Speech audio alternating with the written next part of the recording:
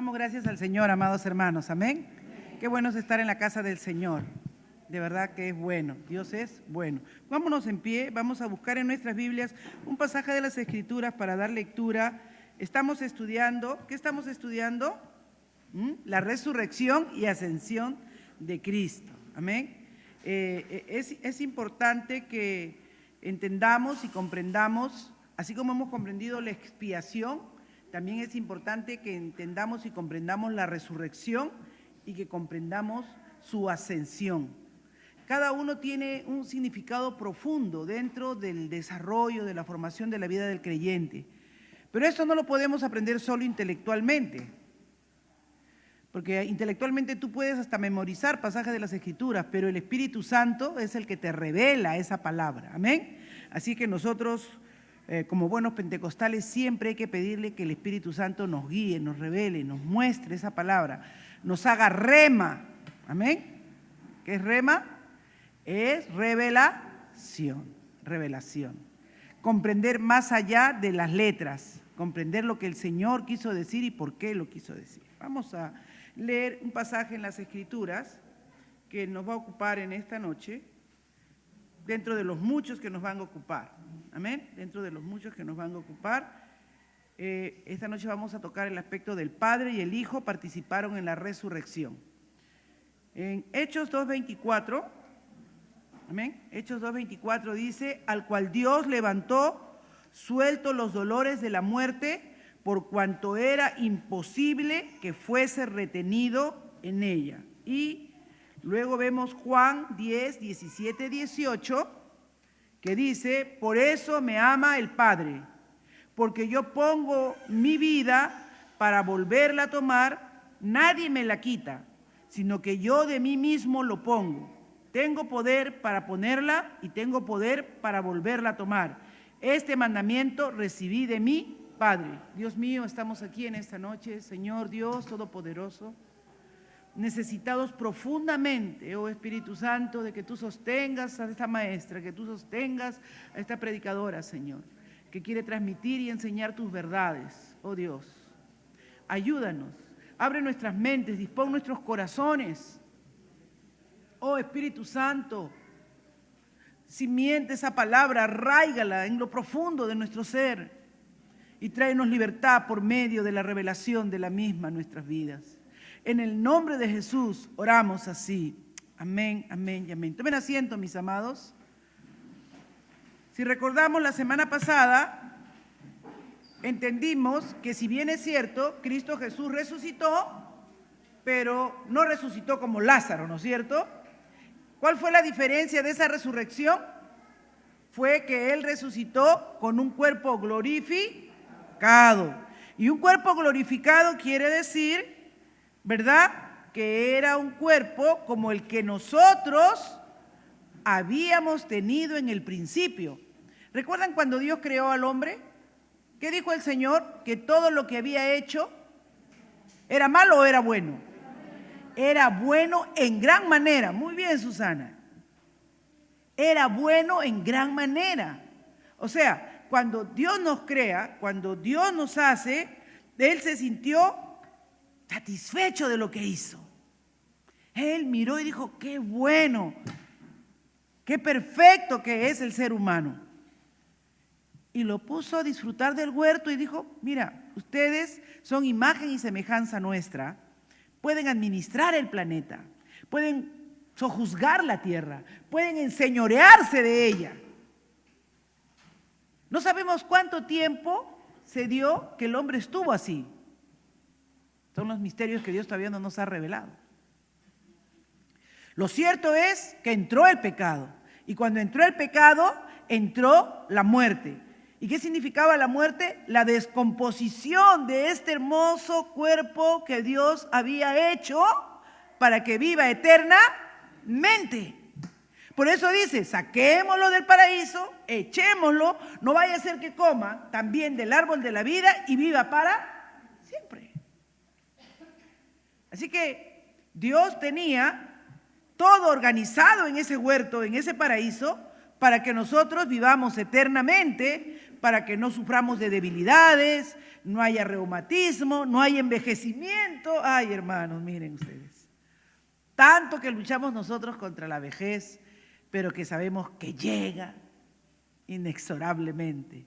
¿Por qué? Porque entró el pecado, y porque entró el pecado entró la muerte, el deterioro, ¿no? Ahora bien, yo he estado leyendo y hay varias páginas que le dedica el doctor Wayne Grudem a este aspecto de que ya en ese tiempo el diablo metía ideas equivocadas en el pensamiento de los creyentes. Y muchos decían, no, que él cuando resucitó ya era un espíritu y que no era un cuerpo físico. No, dice, porque cuando se apareció a sus 12 discípulos, se atravesando paredes. ¿Dónde dice eso en la Biblia? No, es que dice que ellos estaban encerrados ahí. ¿Cómo se apareció? Es que vemos mucha televisión, hermanos. ¿Le habrán abierto la puerta, pues?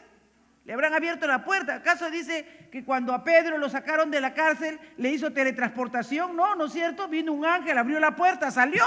Y cuando vino el soldado encontró todo cerrado, menos a Pedro adentro. Y dijo, todo estaba cerrado, pero adentro no estaba. Entonces, voy a decir por eso que Pedro traspasó la puerta. No, porque si leo la otra parte, dice que vino un ángel y lo abrió y lo sacó.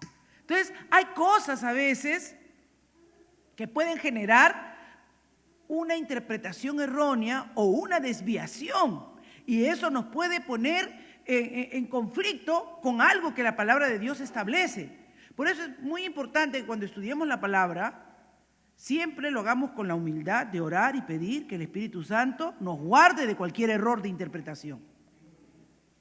Porque tú y yo, como no hemos vivido en el tiempo bíblico, no manejamos los mismos términos, podemos trasladar un término a nuestro concepto de ahora que no necesariamente era en el tiempo bíblico. Y ahí surgen pues los mormones, los rosacruces, los testigos de Jehová. Así surgen las diferentes falsas doctrinas. Así que, hermanos, oremos siempre al Señor y pidamos siempre con mucha humildad. Dios mío, Espíritu Santo, guárdame, líbrame de caer en algún error, de cometer alguna herejía, de decir alguna herejía. Ese es mi temor cuando yo me paro aquí.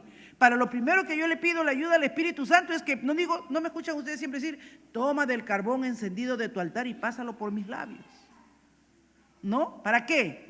Para que nada inmundo salga de mi boca, pues hermano. Cualquier cosa que es de mis pensamientos, mis ideas, lo que a mí se me ocurrió. Porque lo que tenemos que predicar es lo que está escrito, y como el Espíritu Santo, en el orden que tiene, ¿verdad?, nos lo revela. Y ahí quiero que nos detengamos, importantísimo, lo que leíamos nosotros, por ejemplo, cuando veíamos 1 Corintios 15, ¿se acuerdan? En el verso 53, ¿qué dice? 1 Corintios 15, en el verso 53, que esto mortal se vista de qué cosa, hermanos. Por eso, porque es necesario que esto corruptible, que había entrado por causa del pecado, el deterioro, el envejecimiento, la muerte, pues, porque a eso nos lleva, ¿no es cierto? Nos lleva a envejecer. Si nos cuidamos y comemos saludable, llegaremos a los 90, pues, ¿no? Gloria a Dios por eso. Si tienes una vida metódica, una vida cuidadosa, hay gente que llega a sus 90, 90 y tantos años. Yo me acuerdo bastante de su abuelita de Karen. Ella, ¿cuántos años vivió tu abuelita? 99, ¿no? 100. La abuelita se ponía mal, ya está para partir mi abuelita. No, la abuelita se levantaba, reaccionaba y seguía para adelante. Llegó a los 100 años. Ya que hay gente que llega a los 100, come bien, no se maltrata, cuida su hígado, sus pulmones, respira buen aire, vive. Porque Dios dijo que podía llegar hasta los 120 y después ya, a medida que nos hemos ido portando mal, se han ido acortando, porque justo yo estoy en Génesis, ¿no? Ya todos estamos comenzando a leer nuestra Biblia de nuevo. Felicito a los que están leyendo su Biblia en un año. Es una bendición leer toda la Biblia. Yo ya comencé, yo ya estoy en Génesis, he llegado hasta el capítulo 14. Y una de las cosas que es la genealogía de Adán, la genealogía de Set, ¿no? La genealogía de Caín también está allí. ¿Qué pueblos salen de ellos? Y dice que, y vivió Matusalén, ¿cuánto es? 970, ¿no? El más viejo.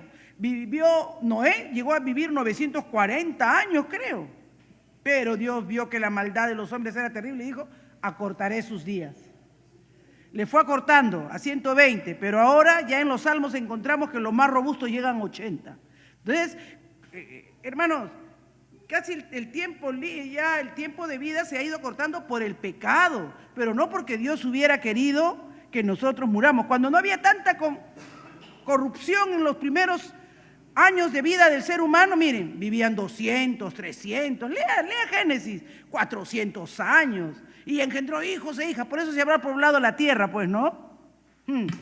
Pero ha avanzado el pecado y ha avanzado los males, las enfermedades, y hay muchas enfermedades que han surgido en este último tiempo porque el hombre se ha seguido degenerando, ¿no? Recuerden cuando investigaban en esta última epidemia que hemos vivido todos. ¿Cuál ha sido la última epidemia que hemos vivido todos? El COVID. ¿Qué decían? Que nuestros amigos chinitos, porque no hay que hablar mal de nuestro prójimo, les gustaba comer carne de murciélago y que el murciélago tenía esa enfermedad y contagiaba ese virus, le dio esa gripe a unos cuantos chinitos, se trasladó la peste a todos y casi mata a medio mundo. Acá en Perú murieron casi 250.000, ¿no? O sea, ¿de dónde surgen esas pestes y esas degeneraciones? De la corrupción misma del hombre, de lo que el hombre come, ingiere. ¿Cómo surge el SIDA? Por transmisión sexual, de aberraciones que el hombre hace con animales. Porque el SIDA también era una enfermedad de un chimpancé. O sea que, hermanos, los tiempos no se acortan porque Dios sea malo, sino porque el hombre cada vez es más pecador. ¿Entienden? Y que este cuerpo que Dios hizo, Dios lo hizo bueno. Por eso es tan importante que entendamos que Dios resucitó en un cuerpo físico. ¿Por qué? ¿Qué hizo Él? Él hizo que ese cuerpo que había sido corruptible se vista de incorrupción. No dice que se haga transparente, no dice que se haga solo espíritu. Dice que eso que lo corroía, que lo corrompía, que lo destruía ese cuerpo, ahora ya no sea corruptible, sino vuelva a ser lo que hizo. Eso mortal se vista de inmortalidad. Y está ahí, en la palabra de Dios, en esencia es eso, ¿no? Dice, pero cuando esto corruptible se haya vestido de incorrupción y esto mortal se haya vestido de inmortalidad, lo que Cristo hizo cuando nos limpió primeramente de nuestros pecados en la cruz y luego cuando murió y resucitó, fue devolvernos lo que habíamos perdido en el huerto, que era la vida eterna. Por eso no dijo, yo soy el camino, la verdad y la vida. Yo he venido para que tengan vida, vida en abundancia. He venido para que tengan vida eterna. No es tan como miraba en estos días, ¿no? Y decía, Señor, cuán importante es entender esto, ¿no? Cuán importante es entender esto porque pocas veces los pastores, y me incluyo yo como maestra de escuela bíblica también, nos tomamos la molestia de predicar insistentemente sobre estas verdades que te pueden traer mucha paz, mucha libertad. Porque casi siempre vivimos angustiados por una enfermedad o por algo, pero sabemos, hermanos, que ahora que estamos en Cristo, esto corruptible se va a hacer incorruptible, esto mortal se va a hacer inmortal, bendito sea el nombre del Señor. De ahí es donde debe estar nuestra fuente de gozo, nuestro alivio, nuestra tranquilidad, ¿no? Poder decir como Pablo decíamos en la clase pasada, ¿dónde está, oh muerte, tu aguijón? ¿Dónde está, oh sepulcro, tu victoria? Porque la tumba no podrá retenernos. Porque si morimos en Cristo Jesús, Él es la primicia y nosotros seguiremos detrás de Él. Si creemos esto, somos libres.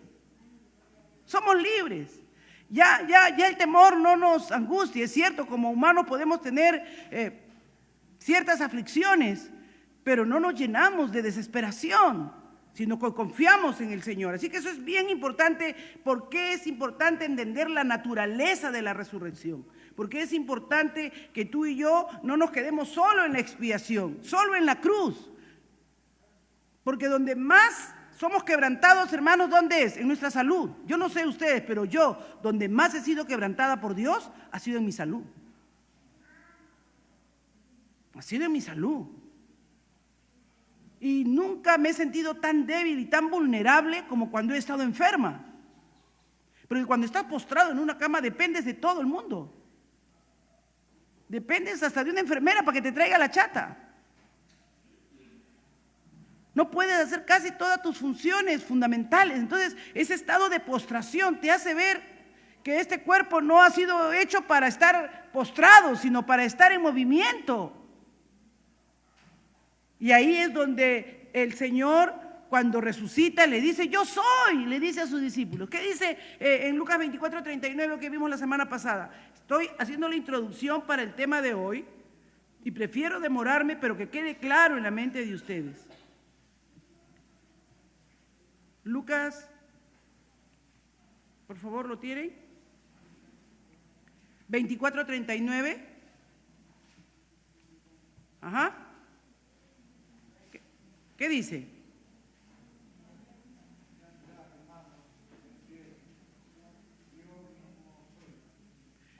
Miren mis manos, muy bien, Pedro, y miren mis pies, que soy yo mismo. O sea, Jesús en otras palabras le está diciendo, no soy un espíritu. Yo he resucitado con ese cuerpo que ustedes tenían en el principio. No he estado sujeto a esclavitud porque no cometí pecado. Y si ustedes ahora que tienen una nueva vida, por eso es que Cristo cuando viene nos da nueva vida. Y luchamos, ya el pecado no se enseñorea en nosotros, aunque todavía está en nosotros porque estamos en este cuerpo corruptible, porque no hemos muerto y resucitado como Cristo. Todavía tiene deseos, tiene apetitos, pero luchamos contra eso. No nos entregamos a nuestros deleites y a nuestros placeres. Sí, tenemos esas inclinaciones, pero cuando somos conscientes de que no debe reinar el pecado en nosotros, luchamos contra el pecado. Y si caemos, nos sentimos humillados y venimos a los pies del Señor y le pedimos perdón, le pedimos que siga tratando con nuestra vida, que nos levante porque hemos caído. O alguno de ustedes se cae y se queda en el piso tirado. Ninguno, ¿no es cierto? Porque cuando nos caemos, lo natural es que queremos levantarlo rápido y que nadie se dé cuenta. Para que nadie se ría de nosotros. Así es el diablo. Los cristianos somos los únicos que creo que no nos damos cuenta que estamos caídos y que debemos levantarnos, hermanos, y restaurarnos, porque a eso nos ha llamado el Señor. Él ha venido a darnos una victoria poderosa, pero tenemos que entender esto. Dice, palpadme y ved. O sea, palpadme, tóquenme.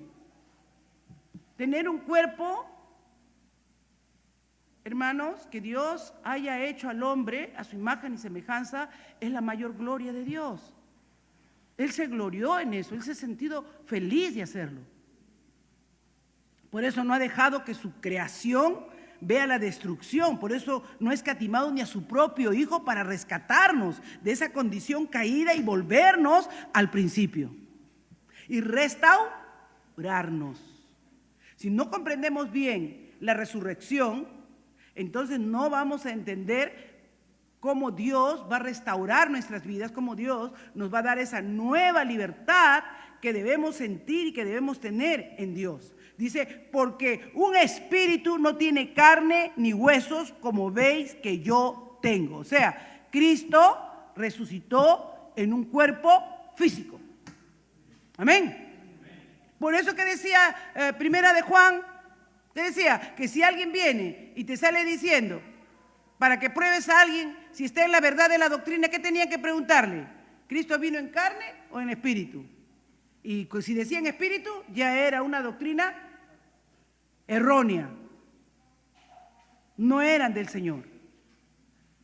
A veces ahora, hermanos, permítanme hacer un paréntesis, siento en el espíritu hacerlo, hay mucha gente ahora que cree cualquier cosa y no lo cuestiona a la luz de la palabra.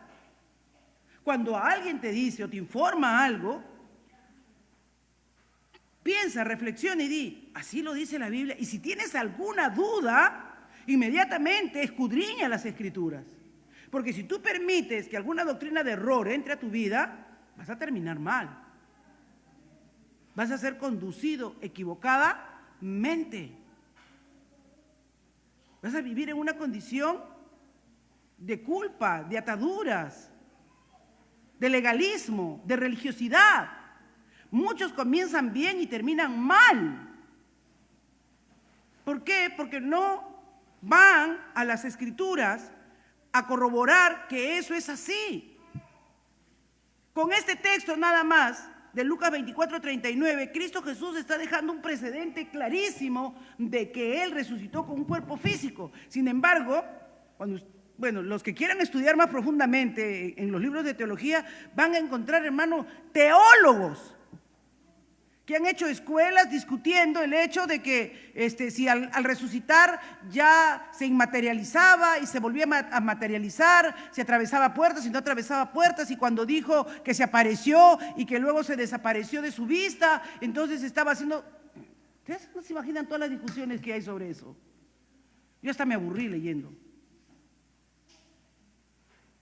Pero cuando tú te humillas delante de la presencia del Señor, Él te lleva. Él me llevó este texto nada más. Y me hizo leerlo como 2, 3, 4, 5 veces. Mira mis manos y mis pies, que soy yo mismo. O sea, inmediatamente veo cómo el Espíritu Santo me dijo, pálpame. Tú no puedes palpar algo que no es físico. Y hermanos, ese es el valor que debemos darle a nuestra humanidad.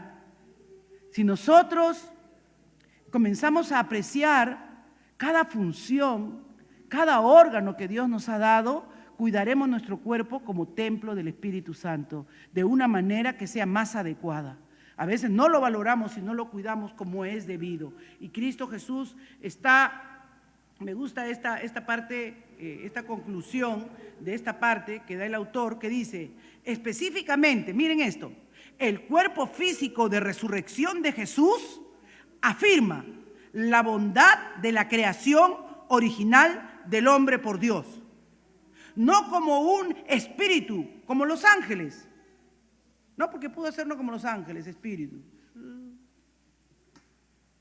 sino como una criatura con cuerpo físico que era bueno en gran manera. Amén, gloria a Dios. ¿No? Que era bueno en gran manera.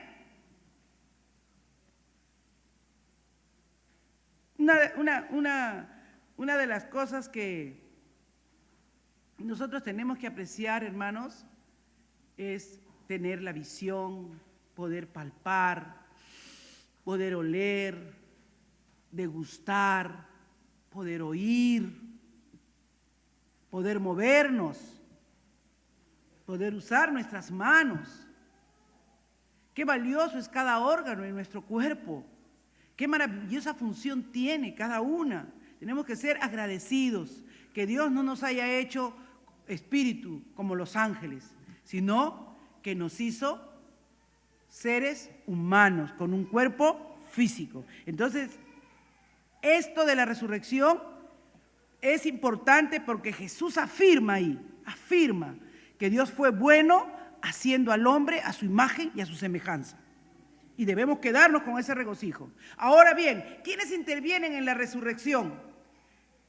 Desde que la Trinidad se da, recuerden que el Padre, el Hijo y el Espíritu Santo son uno solo. 3 personas en uno solo.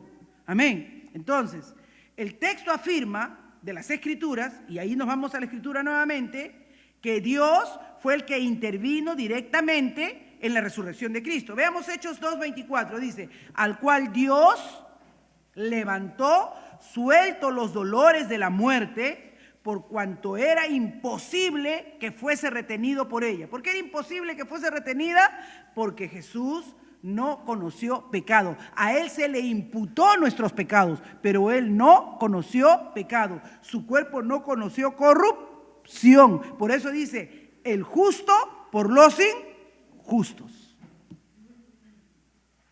Por eso que Él podía pagar la deuda, porque en Él no había corrupción, en Él no había. Entonces la muerte no podía retenerlo, no había parte corruptible en Él. Así que dice que Dios mismo lo levantó, suelto los dolores de la muerte. O sea, Él padeció y Él sufrió los dolores de la muerte. Sea por una enfermedad, sea por un infarto, por lo que tú te vayas a morir, te va a doler. O sea, la muerte no viene sin dolor. A menos pues, y hermanos, hablo esto con mucho dolor. ¿Por qué? Porque a veces nosotros decimos, sí, pero los que se mueren de cáncer, ellos se mueren con su morfina y no sienten. No, no, no. Los que se mueren de cáncer, hermanos, llega un momento en el proceso de su enfermedad que ya la morfina no les hace nada y sienten dolor. Mi madre murió en mis brazos con cáncer.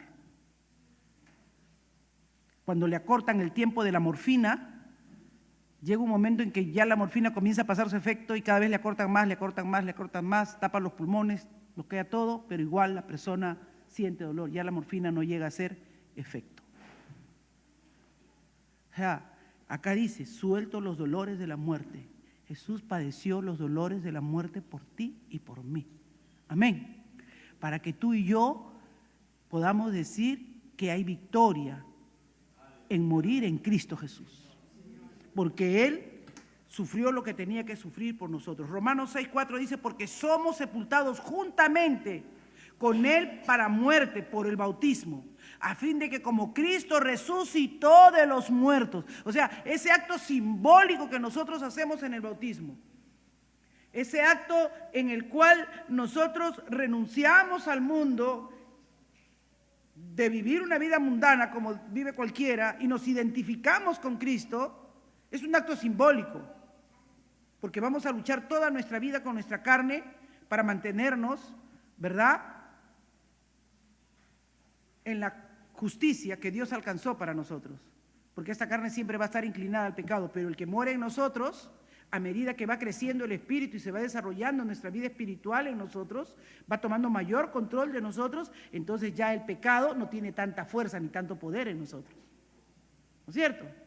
Eso lo hemos explicado muchas veces cuando hemos estado estudiando Romanos, ¿no? ¿Y quién tiene más fuerza? ¿El hombre espiritual o el hombre natural? Depende a quién alimentes, ¿no? Había un famoso predicador que usaba el ejemplo de dos perros y decía, siempre están peleando. Y decía, ¿y quién gana? Al que más lo alimento.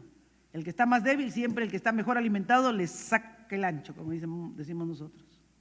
¿Me entiendes? Si tú le das lugar a tu vida de oración, a tu vida de alabanza, a tu vida de buscar la presencia del Señor, del Espíritu, siempre vas a estar fuerte, robusto espiritualmente. Pero si le das a la musiquita, a la radio, si le das tú a las novedades de lo que están ahí en el mundialito, entonces ya tú sabes quién va a jalarte, quién va a hacer que leas menos la Biblia, quién va a hacer que ores menos. Juntamente con Él para muerte por el bautismo, a fin de que como Cristo resucitó de los muertos por la gloria del Padre, acá se ha involucrado la gloria de Dios, porque imagínense que Dios se llenó de tanto gozo ese día y dijo, es el hombre ahora como uno de nosotros, a nuestra imagen, a nuestra semejanza, se llenó de gloria el Señor. De pronto, cuando entra el pecado, quiere oscurecer la gloria del Señor. No. Él recupera su gloria. Dice, de los muertos por la gloria del Padre. Es por su propósito de Él mismo. Muchas veces decimos, lo he hecho por mí. Lo he hecho por su gloria, amados hermanos. Porque solamente Él es digno de recibirla. Éramos suyos. Recuperó lo que era de Él, nada más. Amén. Recuperó lo que era de Él, nada más. Y dice, así también nosotros andemos en vida nueva. Gloria al Señor. Andemos en esa vida nueva. Y en 1 Corintios 6:14 dice, y Dios que levantó al Señor, ese mismo Dios que levantó a Cristo de entre los muertos, también a nosotros nos levantará con su poder. Amén. ¿Por qué? ¿Por qué nos levantará a nosotros? Porque ahora somos hijos suyos, pues. Y a todos los que le recibieron y a los que creen en su nombre les dio potestad de ser hechos, ¿qué cosa? Hijos de Dios. Era imposible que retuviera a Cristo ahí, no podía retenerlo. Era el Hijo de Dios, era puro, santo y sin mancha y sin pecado. Y Cristo nos ha comprado para que nosotros también ahora seamos hijos de Dios. Y si eres hijo, la muerte no puede retenerte.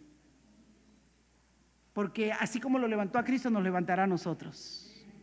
Con poder. Y ahí cuando dice con poder, es el Espíritu Santo, ¿no?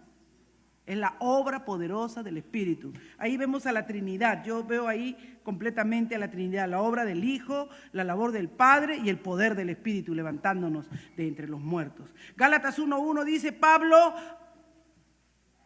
apóstol, no de hombres ni por hombres, sino por Jesucristo y por Dios el Padre que lo resucitó de los muertos.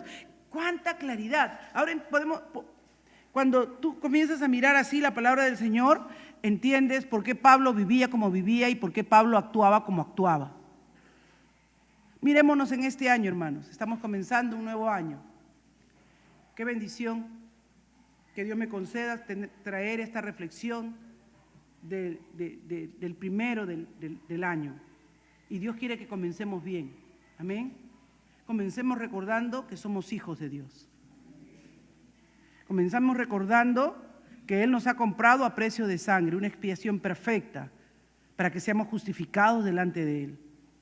Y eso debe llevarnos a reconocer que no somos dueños de la verdad, sino que la única verdad, la que debe prevalecer en nuestras vidas, es la del Padre, la palabra de Dios. Me dirijo a los jóvenes, que muchas veces queremos escuchar de la Biblia algunas cosas y otras no. Pero si quieres, joven, tener una vida de verdad que sea exitosa, no como el éxito que el mundo conoce, sino exitosa para Dios, métete con Dios y en su palabra y vive conforme a ella. Y verás la gloria de Dios. Verás la gloria de Dios. No tu gloria, sino la gloria de Dios. Pero serás instrumento para esa gloria. Todos esos grandes hombres, esas grandes mujeres que han atravesado la historia, que han dejado una huella, un aporte a la humanidad, algo que ha sido significativo, ¿no? Son hombres que conocieron a Dios, que no buscaron gloria para ellos, sino que buscando servir a la humanidad para honrar a Dios, trajeron gloria a Dios trayendo medicina, curaciones, desarrollaron las medicinas, desarrollaron las ciencias, las artes, porque quisieron honrar a Dios con el potencial que Dios les pudo dar. ¿Cómo está tu vida delante del Señor? ¿Cuál es tu prioridad en este año? ¿Cuál es tu prioridad? Que Dios nos ayude a que entendamos que es Dios quien nos va a dar la victoria. Amén. ¿Y cómo interviene el Hijo? Ya lo hemos visto en Juan 10, 17, 18. Por eso me ama el Padre, porque yo pongo mi vida para volverla a tomar. O sea, el Padre no hizo nada sin la voluntad ¿de quién? Del Hijo. Dios no hizo nada sin la voluntad del Hijo. Vio esa disposición en Él. Nadie me quita, sino que yo de mí mismo lo pongo. Tengo poder para ponerla y tengo poder para volverla a tomar. Este mandamiento recibí de mi Padre. Hermanos, si eres un hijo de Dios, dice lo primero que Dios nos ha dado es libertad. ¿No dice? Y conoceréis la verdad. ¿Y la verdad qué cosa te hará? Libre. Pero esa libertad, qué maravilloso es cuando tú conoces y entiendes esta libertad y dices, nadie me obliga a ir a la iglesia, yo vengo porque yo quiero. Nadie me impone a hacer esto, yo lo hago porque amo al Señor. Esa es lo que Dios quiere oír de nosotros. No, yo lo pongo por mí mismo, decía Jesús. Yo tengo poder para ponerlo. Si alguna libertad tengo en Cristo es para servirlo por amor, no por obligación. Si alguna libertad verdaderamente he entendido y he comprendido del favor de Dios, es que todo lo que haga no lo hago buscando gloria de hombres, sino buscando la gloria de Dios. Y eso debe estar tan claro como lo estuvo en Cristo. Amén. Si hemos nacido de nuevo, eso debe estar claro en nuestra mente y en nuestro corazón. ¿Qué dice Juan 2, 20, 21? Dijeron luego los judíos, en 46 años fue edificado este templo y tú en 3 días lo levantarás. Mas él hablaba del templo de su cuerpo. Jesús dijo, yo pongo mi vida, yo bajé de mi trono de gloria, me hice humano, vine a vivir entre ustedes, a semejanza de ustedes, y no ¿Saben lo maravilloso de Jesús? Que pudo venir como rey, ¿no es cierto? Y tener un trono y ser el mejor gobernante del planeta y tener un ejemplo de lo que es un buen gobierno, ¿no? Porque todos los ejemplos que tenemos de los gobernantes ya sabemos dónde terminan, presos, muertos. Y eso es desde la antigüedad, hermanos, ¿ah? Los reyes se mataban, tenían un criado para que pruebe la comida que iban a comer porque sabían que cualquiera los quería matar. O sea, ser rey no era la gran cosa, ¿no? Pero Jesús vino humilde, como cualquier ciudadano común y silvestre. No había en él parecer ni hermosura, ni siquiera para que le digan guapo. Así que si muchos se imaginan a Jesús así como lo ven en ese cuadrito que han hecho los católicos, con sus ojos azules, su pelo castaño, medio dobladito. No. Así no lo describe Isaías. Isaías dice que en él no había parecer ni hermosura.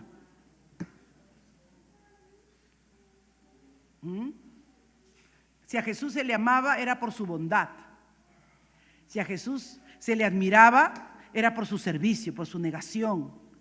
Porque nunca decía que no. Él era el que caminaba la otra milla cuando tenía que caminar solo una. Él era el que no negaba su túnica cuando le pedían la capa. Él, hermanos, Él nos enseñó que Él era amado porque Él amaba. Amén. Él amaba de una manera que tú y yo tenemos que aprender. Pero Él era, dijo Jesús, yo soy la resurrección y la vida. El que cree en mí, ¿ahora pueden entender mejor esto? El que cree en mí, ¿qué cosa? Aunque esté muerto, vivirá, aleluya. ¿Pueden entender eso? El Espíritu se los hace entender en esta noche. Si el Espíritu no te revela, no lo vas a entender nunca, pero si Él te lo revela, vas a entender lo que Él quiere decir. Yo soy la resurrección y la vida. Tú y yo necesitamos esa nueva vida en Cristo Jesús, pero necesitamos entender que no es cualquier vida. Necesitamos entender que es una vida que tiene que ver con lo que Él ha logrado y alcanzado para nosotros, y creerlo de tal manera que anhelemos y tengamos la paz y la tranquilidad y la seguridad, hermanos, de que si Él está en nosotros, ¿quién contra nosotros? Ya no hay ese miedo, ese pavor a la enfermedad o esa angustia a la muerte, porque no podrá retenernos en el cajón. Al sonar de la trompeta, cuando Cristo vuelva, nosotros resucitaremos en gloria. Que el miedo no nos gane, hermanos. Que el miedo no nos gane. Aunque esté muerto, vivirá. Juan 11:25, aunque esté muerto, vivirá. Y eso me ha seguido a mí muchos días de mi vida, hermanos. Muchos días. En estos días me escribía un hermano muy querido para mí, él se llama el pastor Milton Herrera. A veces ve los cultos y me dice: Rosario, escuché en uno de los cultos esto, sierva, estamos orando aquí en el Ecuador por ustedes. Y él me decía: tú y yo hemos visto muchos milagros. Tú y yo sabemos a quién servimos. Tú y yo conocemos quién es el Dios a quien servimos. Y es verdad, y es verdad. Es una gran verdad. No tiene poder sobre nuestros cuerpos, hermanos, ni el dolor ni la aflicción cuando le servimos a Dios. No tiene. Y él me hacía recordar esto porque en mi primera operación, o en la segunda, ya no recuerdo en cuál de las operaciones, tuve que viajar a Ecuador un mes de operada. Y yo no conocía Ecuador, era la primera vez que iba. Era una convención de damas y me habían invitado. Y resulta que mi herida, como había tenido la doble perforación intestinal, no cerró por completo. Tenía un dren ahí que salía, ¿verdad? Pero cuando llegué a Guayaquil, eso era una calor, hermanos. Eso era una calor, que inmediatamente la herida se me inflamó. Yo llegué a postrarme y estar con suero en la cama de él. Pero a la hora que iba a levantar el culto le decía: deja eso. Me paraba y iba a predicar y él me dice: yo no me entiendo cómo tú te paras, predicas, te mueves, corres para aquí, para allá, y acá luego llegas y hay que ponerte el suero para que no te termines de desmayar. Yo le digo: no sé, es el poder de Dios. La enfermedad no tiene poder en el momento que voy a predicar, en el momento en que Dios me va a usar. Y él me decía en estos días: nosotros conocemos lo que hace el poder de Dios. ¿Tú lo conoces? No tiene poder sobre ti. hasta donde Dios lo permite, el enemigo te puede tocar, no más. Y cuando tienes que hacer las cosas de Dios, Él se sobrepone a todo dolor. Hebreos 7:16 dice, no ha constituido conforme a la ley del mandamiento acerca de la descendencia, sino según el poder de una vida indestructible. Aleluya. Si tienes la nueva vida en Cristo Jesús, es una vida indestructible, una vida que el enemigo no puede destruir, no puede avasallar. Sí, va a haber dolor, puede haber aflicción, puede haber tristeza, pero este cuerpo Dios lo hizo bueno y bueno en gran manera. Y ahí caminamos, amén. Hacia ahí caminamos, hacia recuperar todo el potencial con que Dios nos hizo en el principio. Cuando resucitemos en su segunda venida y estemos en gloria, podremos vivir la eternidad con Él. Vamos a orar. Padre, yo te doy gracias en esta hora. Porque tú eres bueno, bueno, bueno en gran manera. Porque tú eres bueno, Señor, maravilloso. Oh, que conozcan a un Cristo de poder. Oh, un Cristo que no se mueve solo, sino con el poder del Espíritu Santo, Señor, que va obrando y ministrando cada día en nuestra vida y nos va llevando a esa transformación gloriosa. A esa transformación maravillosa de ser hijos tuyos, oh Dios. Que podamos tener esa disposición, ese anhelo en nuestro corazón de servirte como debemos hacerlo, de honrarte como debemos hacerlo, como lo hizo Cristo, que sea nuestro modelo perfecto. Te damos gracias, Señor, porque tú has mostrado que la resurrección física, Señor, que tuviste era para restaurar al hombre en su origen inicial, como nos creaste, perfecto, Señor. Por eso es que cuando te vieron inmediatamente no te reconocieron. De pronto estabas tan saludable, estabas tan completo, tan perfecto, Señor, que solo en tus actitudes, en tus gestos y en las palabras con que tú hablabas pudieron decir, es Él, es el Mesías. Ya no había dolor, ya no había debilidad, ya no había flaqueza. Era un cuerpo glorificado, Señor. Ayúdanos a anhelar, a desear desde lo más profundo de nuestro corazón que tú nos revistas esto corruptible de incorrupción, esto mortal de inmortalidad, Padre. Gracias, Cristo. Gracias, Espíritu Santo. Gracias, Dios, por estar en medio de tu pueblo cada día, en cada momento, instruyéndonos y ministrándonos, Señor. Amén.